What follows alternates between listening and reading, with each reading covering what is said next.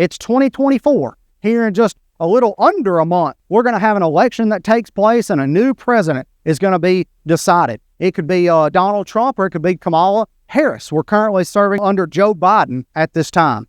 Now, what is a Christian's place knowing that God has power over kings in or under an administration? How should we handle this? What should be our thoughts toward this? Over in the book of 1 Peter chapter 2, they were at this time serving under Nero, a very persecuting emperor and ruler, and he was very much responsible for the death of many Christians. And so in 1 Peter chapter 2, in verse 13, here's what Peter has to say. He says, "Therefore, submit yourselves to every ordinance of man for the Lord's sake, whether to the king as supreme, or to governors, as to those who are sent by him for the punishment of evildoers, and for the praise of those who do good. For this is the will of God, that by doing good you may put to silence the ignorance of foolish men." He simply says that we are to submit. We follow all these simple laws. Why?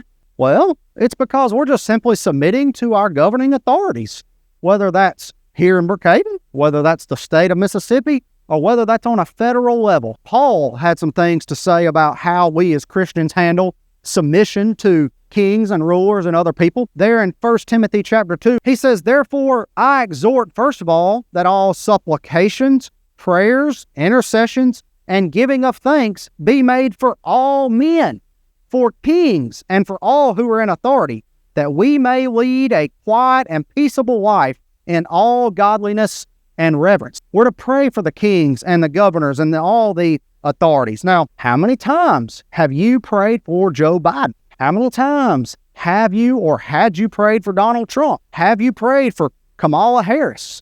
Have you prayed for Tate Reeves or Joe Cox, the mayor of Brookhaven?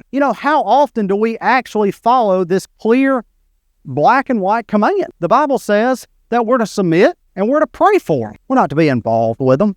We're just simply passing through. The Bible indicates the rulers and leaders of this world are not only out of our control, but they're in God's control. And if they're in God's control, what business is it of ours? We need to let God handle that.